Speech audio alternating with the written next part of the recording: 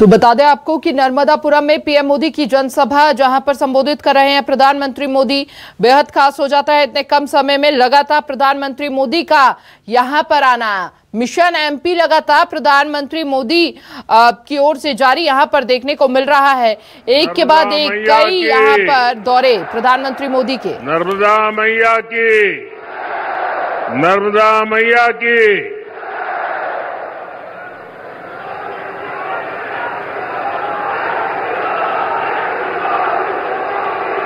ये ऐसा क्षेत्र है जिससे मैं बरसों से बहुत ही निकट परिचय में रहा हूं। अनेक बार इस आदिवासी अंचल से मुझे जुड़ने का सौभाग्य मिला है। मैं जानता हूं कि यहां कितनी दूर दूर तक बस्तियां हैं, गांव हैं। इसके बावजूद आप इतनी विशाल संख्या में हम सभी को आशीर्वाद देने आए। जयंती है, उनकी जन्मस्थली महू यहां से ज्यादा दूर नहीं है। महू में उनका घर हो या देश विदेश में वे जहां भी रहे, उन स्थानों पर और उन स्थानों को पंच तीर्थ के रूप में विकसित करने का सौभाग्य भाजपा सरकार को मिला है।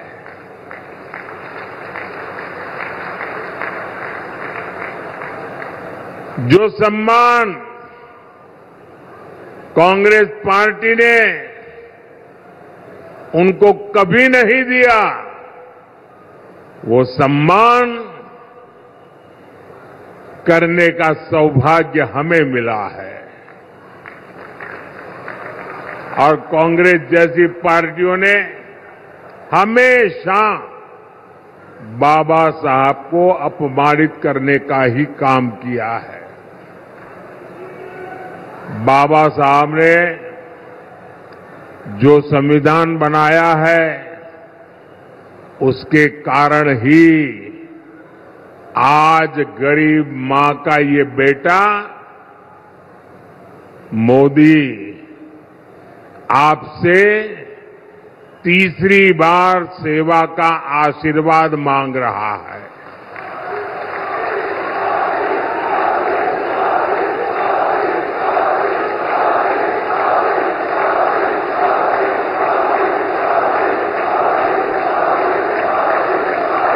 ये बाबा साहब का संविधान है, जिसके कारण आज देश की राष्ट्रपति एक आदिवासी परिवार की बेटी है।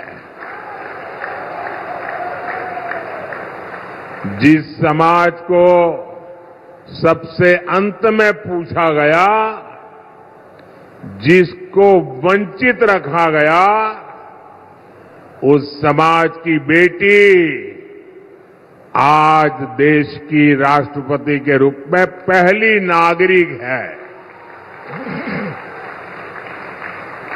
हमने बाबा साहब को सिर्फ विचारों तक सीमित नहीं रखा, बल्कि आधुनिक भारत में उनके योगदान को नई पहचान दी है। आप मोबाइल फोन से जो डिजिटल पेमेंट करते हैं ना, उस डिजिटल पेमेंट जो योजना है, उसका नाम भीम यूपीआई है। ये भीम यूपीआई बाबा साहब के नाम पर हमने रखा है।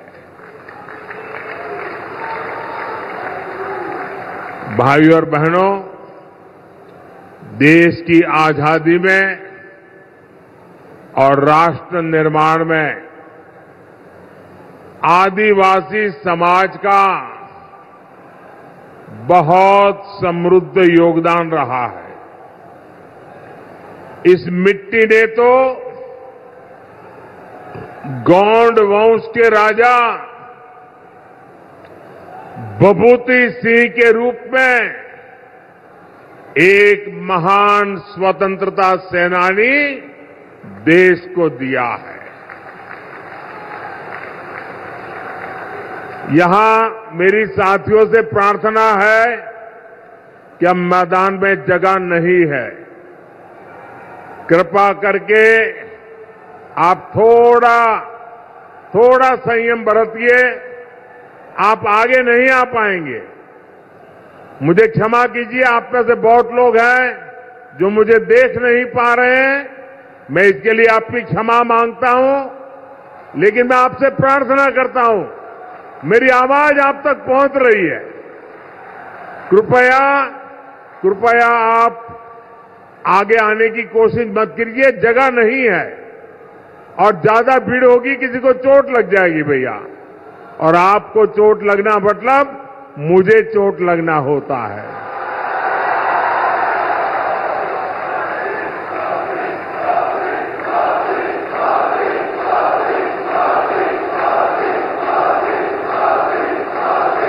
साथियों, कांग्रेस ने आदिवासी समाज के योगदान को कभी भी स्वीकार नहीं किया।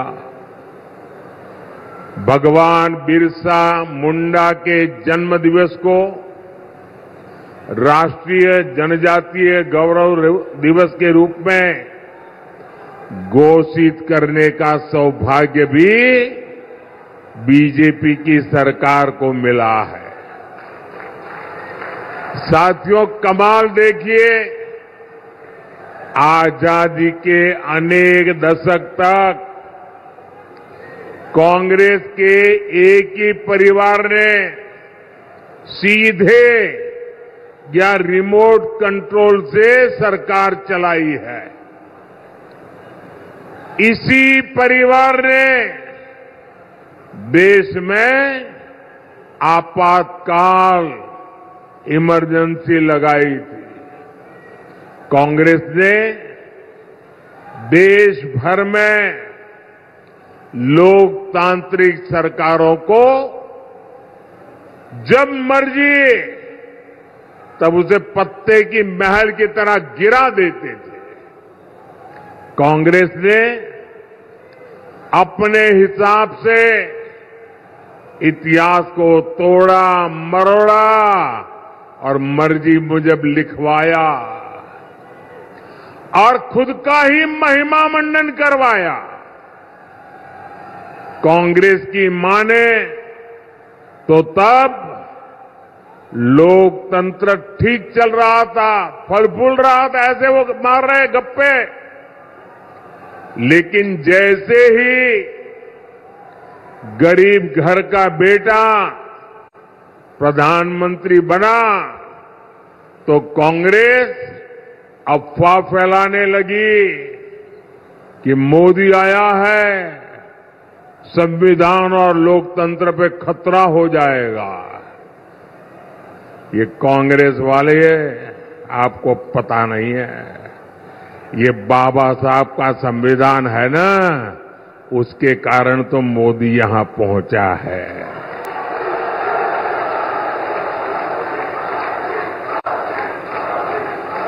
अब तो कांग्रेस का शाही परिवार धमकी दे रहा है, मोदी तीसरी बार प्रधानमंत्री बना तो देश में आग लग जाएगी। ये 14 में भी बोलते थे, कभी आग लगी क्या? ये 19 में भी बोलते थे, कभी आग लगी क्या? ये राम मंदिर के लिए भी बोलते थे, कभी आग लगी क्या? ये 370 के लिए भी बोलते थे, आग लगी क्या? बस देश को डराओ, घबराओ, भ्रम फैलाओ। भाइयों और बहनों, आग देश में नहीं लगी, आग जलन उनके दिलों में लगी है। ये जलन उनके दिल और दिमाग में ऐसे भरी पड़ी है कि वो उनको अंदर से जलाती जा रही है।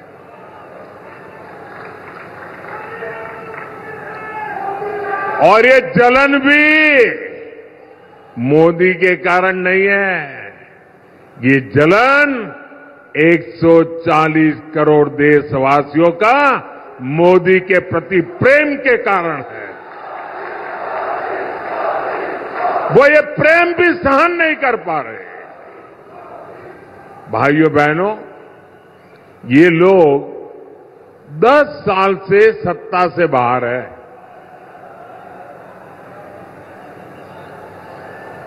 10 साल में ऐसे छटपटा रहे हैं जैसे उनका सब कुछ लूट गया, उनकी भावी पीढ़ियों का ही जैसे लूट गया। और कांग्रेस वाले अगर यही कारनामे करते रहेंगे ना, उनका तौर तरीका यही रहेगा, तो ये जलन उनको इतनी जला देगी कि देश आगे कभी मौका देने को तैयार नहीं होगा। और इसका कारण साफ है। आप दुनिया की स्थिति देख रहे हैं, युद्ध हो, अराजकता हो, अनिश्चितता की स्थिति, चारों तरफ एक धुंधला वातावरण बन गया है, आशंका का वातावरण बन गया है। हर कोई भय के साए में दुनिया में रह रहा है। कब क्या होगा, कौन सी मुसीबत आएगी, दुनिया थर-थर कांप रही है। ऐसी दुनिया के लिए एक मजबूत और शक्तिशाली भारत बहुत जरूरी है। भारत आज और अधिक मजबूत होना चाहिए कि नहीं होना चाहिए? आज भाजपा भारत की सेवा में इसलिए लगा है क्योंकि भारत मजबूत बने, भारत सशक्त बने। अब मुझे बताइए, ये काम क्या एक अस्थिर, कमजोर, भ्रष्ट, स्वार्थी नेताओं का इंडी गठबंधन मजबूती का काम कर सकता है क्या? देश को मजबूत बना सकता है क्या? अरे जो पार्टी खुद को मजबूत नहीं बना सकती, वो देश को क्या मजबूत बनाएगी? आप मुझे बताइए भाइयों, शक्तिशाली भारत कौन बना सकता है? शक्तिशाली भारत कौन बना सकता है? मजबूत भारत कौन बना सकता है? सामर्थ्यवान भारत कौन बना सकता है? समृद्ध भारत कौन बना सकता है? शक्तिशाली भारत कौन बना सकता है? मैंने इतने सारे सवाल पूछे, मैं सोच रहा था आप लोग सही जवाब देंगे, लेकिन आपने तो हर बार गलत जवाब दे दिया। ये मोदी नहीं, ये आपका एक वोट कर सकता है, आपका वोट कर सकता है। आपके वोट की ताकत है जो देश को ताकतवर बनाएगी। आपके वोट की ताकत है जो देश को शक्तिशाली बनाएगी। भाइयों और बहनों, अभी थोड़ी देर पहले ही दिल्ली में मुझे भाजपा का संकल्प पत्र देश की जनता के चरणों में रखने का सौभाग्य मिला। और यहां आने से पहले उसी कार्यक्रम में था। मैंने वहां मोदी की गारंटी के बारे में विस्तार से बताया है। आप इंडी गठबंधन की स्थिति देखिए, वो तय कर नहीं पा रहे हैं कि घोषणा पत्र एक जिम्मेवारी होती है, देश की जनता के लिए कमिटमेंट होता है। उनके सभी साथी आपस में उलट पुलट ही कर रहे हैं और ऐसे ऐसे वादे कर रहे हैं कि देश किस दिशा में जाएगा तय नहीं कर सकते। उनकी सरकार क्या करना चाहती है, कैसे करना चाहती है, ये भी उनकी बातों में कहीं नजर नहीं आता है। उनके घोषणा पत्र में एक से बढ़कर एक खतरनाक वादे हैं। अब देखिए, उनका एक साथी का घोषणा पत्र कहता है कि देश को आर्थिक रूप से दिवालिया बनाने वाला घोषणा पत्र उनका है। एक एक लाइन ऐसी है। एक उनके साथी का घोषणा पत्र कहता है कि भारत से परमाणु हथियार खत्म कर देंगे। बताइए भैया, कोई देश ऐसा सोचेगा क्या? परमाणु हथियार आज के युग में भारत को जरूरी है कि नहीं है? भारत की ताकत के लिए, भारत की रक्षा के लिए परमाणु हथियार होना चाहिए कि नहीं होना चाहिए हमारे पास? जब दुश्मनों के पास इतनी ताकत हो और हम ये कह रहे हैं कि हम परमाणु हथियार नष्ट कर देंगे, ये किसकी भलाई के लिए बोल रहे हो भाई? ऐसा वादा कर रहे हैं लोग, क्या वो देश की रक्षा कर सकते हैं? जैसी घातक इनकी सोच है, वैसा ही घातक उनका घोषणा पत्र है। साथियों, भाजपा का संकल्प पत्र मोदी की गारंटी के रूप में आपके सामने है। गांव हो या शहर, सरकार हर गरीब का पक्के घर का सपना पूरा करेगी, ये मोदी की गारंटी है। अच्छा, मेरा एक काम करोगे आप लोग? करोगे? हाथ ऊपर करके बताओ, करोगे?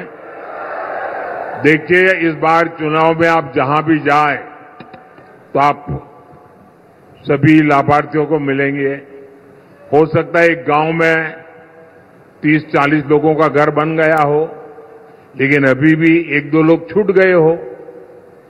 उनको जाकर के बताना कि मोदी की गारंटी है, जिनका काम छूट गया है वो आने वाले दिनों में वो लाभ उसको भी मिलेगा। ये कह दोगे उनको? भाजपा आने वाले समय में 3 करोड़ नए घर बनाने का हमने संकल्प लिया है। दिव्यांग साथियों को भी आवास योजना का लाभ मिलेगा। यहां होशंगाबाद के किसानों को करीब 400 करोड़ रुपए पीएम किसान सम्मान निधि के मिले हैं। और आने वाले 5 साल में ये पीएम किसान सम्मान निधि चालू रहेगी और करीब करीब 2000 करोड़ रुपया यहां के किसानों के पास आएंगे। गरीब को 5 साल तक मुफ्त राशन ऐसे ही मिलता रहेगा ताकि गरीब के घर का चूल्हा बुझना न जाए। गरीब को 5 लाख रुपए तक का मुफ्त इलाज ये भी चालू रहेगा। ये भी मोदी की गारंटी है। लेकिन ऊपर से हमने आज एक और गारंटी दी है। हमने कहा है किसी भी समाज का, किसी भी आर्थिक शक्ति वाला, गरीब हो, मध्यम वर्ग हो, उच्च मध्यम वर्ग हो, सुखी हो, समृद्ध हो, 70 साल की ऊपर का कोई भी माता पिता को अब 5 लाख रुपए तक बीमारी की जिम्मेवारी ये उनका बेटा मोदी उठाएगा। और उनको लाभ होगा, इतना नहीं, जो आज 25, 30, 35 साल के हैं ना, उन पर का बोझ मोदी उठा लेगा। वो जीवन में सुख चैन के लिए प्रगति के रास्ते पर बढ़ पाएंगे। आप कल्पना कर सकते हैं ये कितनी बड़ी सुविधा देश के बुजुर्गों को मिलने जा रही है।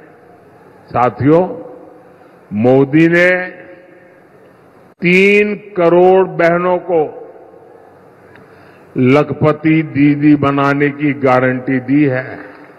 इतनी सारी दीदी मुझे दिख रही है सामने। ये मोदी की गारंटी है। मुझे आशीर्वाद दीजिए। 3 करोड़ को मैं लखपति बनाना चाहता हूं। इतनी बड़ी तादाद में माताएं बहनें आई है। ये आपके आशीर्वाद मेरे उस संकल्प को जरूर पूरा करेंगे। अब बीजेपी ने संकल्प पत्र में ठाना है कि मुद्रा योजना के तहत बिना गारंटी का लोन जो पहले 10 लाख तक था उसे अब 20 लाख कर दिया जाएगा। अब हर परिवार का नौजवान, हर परिवार की युवा बेटी अगर अपना कोई कारोबार करना चाहती है तो मोदी आपके साथ खड़ा रह जाएगा। इससे मध्य प्रदेश के हमारे गरीब, दलित, आदिवासी और ओबीसी समाज के युवाओं को, हमारी बेटियों को बहुत बड़ी मदद मिलेगी। यहां पर्यटन आधारित रोजगार की बहुत संभावनाएं हैं। इसके कारण इन नौजवानों को बहुत बड़ा अवसर मिलेगा। छोटा गेस्ट हाउस बनाना हो, होम स्टे बनाना हो, छोटा ऑटो रखना है, टूरिस्टों के लिए जरूरी चीजें खड़ी करनी है। आप कल्पना कर सकते हैं नौजवानों के लिए कितने सारे अवसर लेकर के भाजपा का संकल्प पत्र आया है। सरकार होम स्टे के लिए जो आर्थिक मदद देगी उसका बड़ा लाभ यहां इस क्षेत्र की आदिवासी महिलाओं को भी मिलेगा। बहुत बड़ी संख्या में हमारे साथी ऑटो, ट्रक, टैक्सी ड्राइवर हैं। ऐसे साथियों को ई श्रम पोर्टल पर रजिस्टर किया जाएगा। मकसद यही है कि उनको भी बीमा और दूसरी कल्याणकारी योजनाओं का लाभ मिले। साथियों, 2025 में भगवान बिरसा मुंडा की 150वीं जन्म जयंती है।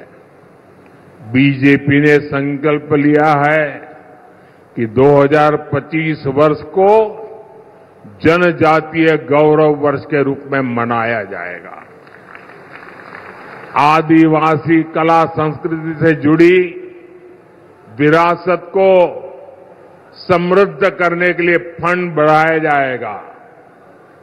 एससी, एसटी, ओबीसी के कल्याण से जुड़ी योजनाएं तेजी से जमीन पर उतरे, इसके लिए हर जिले में जो कमेटियां बनेगी उन कमेटियों में एससी, एसटी या ओबीसी के कोई न कोई प्रतिनिधि उस कमेटी में रखे जाएंगे।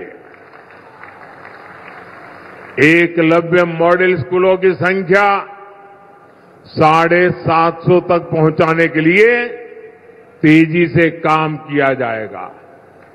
जनजातियों में भी पिछड़ी जनजातियों के लिए 24,000 करोड़ रुपए की पीएम जनमन योजना पर पहले से ही काम चल रहा है। मोदी के तीसरे कार्यकाल में इसे भी तेज गति से पूरा किया जाएगा। इन प्रयासों से मध्य प्रदेश के हमारे एससी, एसटी, ओबीसी समाज को आगे बढ़ने में बहुत मदद मिलेगी। भाइयों और बहनों, मोदी की गारंटी वहां से शुरू होती है। मोदी की गारंटी वहां से शुरू होती है जहां दूसरों से उम्मीद खत्म हो जाती है। इसलिए हताश कांग्रेस ऐसी घोषणाएं कर रही है जो खुद कांग्रेस के नेताओं को ही समझ नहीं आ रहा है। कांग्रेस के शाहजादे ने अभी घोषणा की, आप भी सुनकर के सुनाऊं? जोरों से हंसना पड़ेगा आपको। कांग्रेस के शाहजादे ने घोषणा की और वो वीडियो भी देखने जैसा है। उन्होंने घोषणा की, एक झटके में देश की गरीबी हटा दूंगा।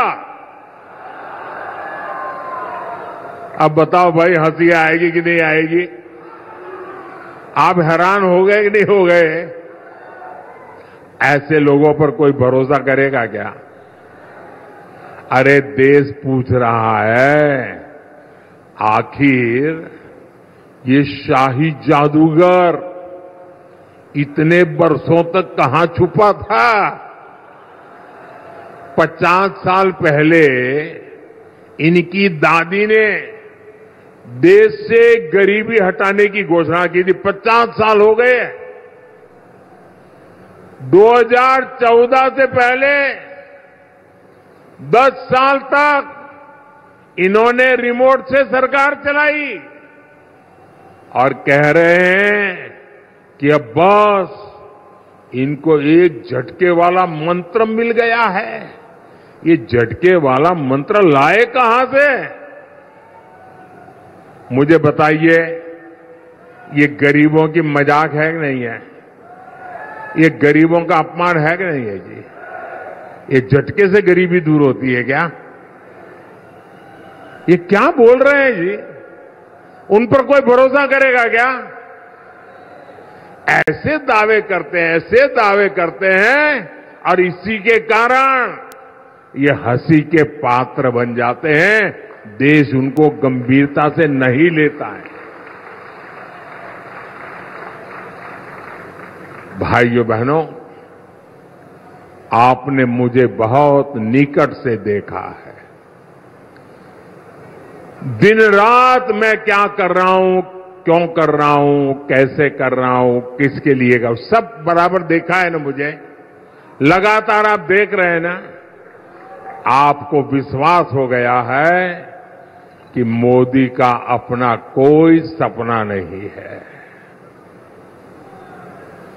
मोदी के लिए तो आपका सपना ही ये मोदी का संकल्प है।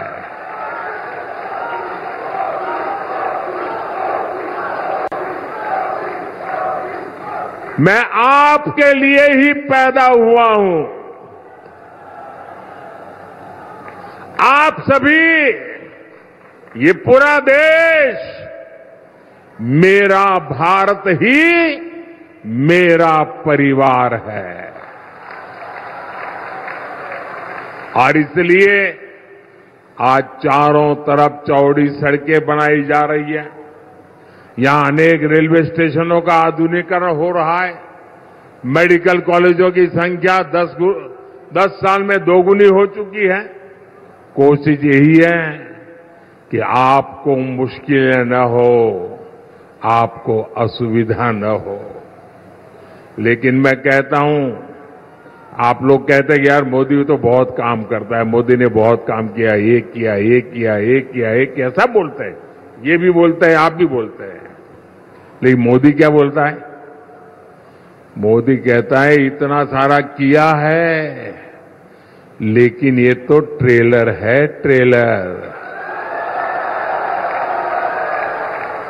अभी तो मुझे बहुत कुछ करना है, बहुत कुछ करना अभी बाकी है। देश को, मध्य प्रदेश को हमें और नई ऊंचाई पर ले जाना है। हम अन्नदाता को ऊर्जादाता और उर्वरक दाता दोनों बनाना चाहते हैं। बिजली का बिल 0 हो, इतना ही नहीं, बिजली से कमाई भी हो आपको।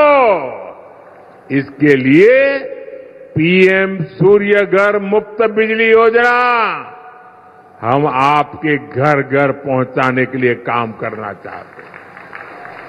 सौर ऊर्जा, जैविक खाद और इथेनॉल उत्पादन में एमपी के होशंगाबाद के किसान भी नंबर 1 पर पहुंचे, इसके लिए हम काम करने वाले। दालों में आत्मनिर्भरता और मोटे अनाज यानी श्री अन्न को दुनिया को बाजारों तक पहुंचाना, ये मोदी की प्राथमिकता है। मैं मोहन जी और उनकी सरकार की भी प्रशंसा करूंगा। वो ईमानदारी से यहां आपको दी हुई गारंटियां पूरा करने में जुटे हैं। साथियों, 19 अप्रैल को छिंदवाड़ा से मेरे नौजवान साथी भाई विवेक बंटी साहू जी को और 26 अप्रैल को होशंगाबाद से हमारे किसान नेता, मेरे साथी दर्शन सिंह चौधरी जी को प्रचंड बहुमत से विजयी बनाना है। अब अगली बार साथियों, मुझे पक्का विश्वास है आप तो जीता ही जीता देने वाले हो। लेकिन मेरी एक अपेक्षा है, पुराने सारे रिकॉर्ड तोड़ने हैं, तोड़ोगे? मेरी अपेक्षा है हर बूथ को जीतना है, बूथ जीतोगे? हर बूथ जीतोगे? बूथ जीतने के लिए ताकत लगा दोगे? तो नोट कर लीजिए, अगली बार नर्मदापुरम आऊंगा तो मावा बाटी और गुड़ की जलेबी के साथ विजय उत्सव मनाएंगे।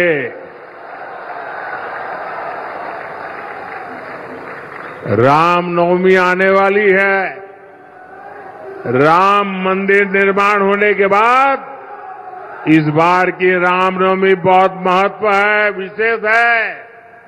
आपको भी इस रामनवमी की बहुत सारी शुभकामनाएं। अच्छा, मेरा एक काम करोगे? मेरा एक पर्सनल काम करोगे? ये चौधरी जी का भी नहीं है, साहू जी का भी नहीं है, मेरा है। करोगे? जरा हाथ ऊपर करके बताओ, करोगे? हर कोई करेगा? अच्छा, एक काम करना, जब अपने गांव जाएंगे, मोहल्ले में जाएंगे, तो अड़ोस पड़ोस के सभी परिवारों में जाकर के कहना कि हमारे मोदी जी होशंगाबाद आए थे, उन्होंने आपको राम राम कहा है। मेरा राम राम पहुंचा देंगे, मेरा राम राम पहुंचा देंगे, पक्का पहुंचा देंगे। बोलिए भारत माता की, भारत माता की, भारत माता की। बहुत बहुत धन्यवाद।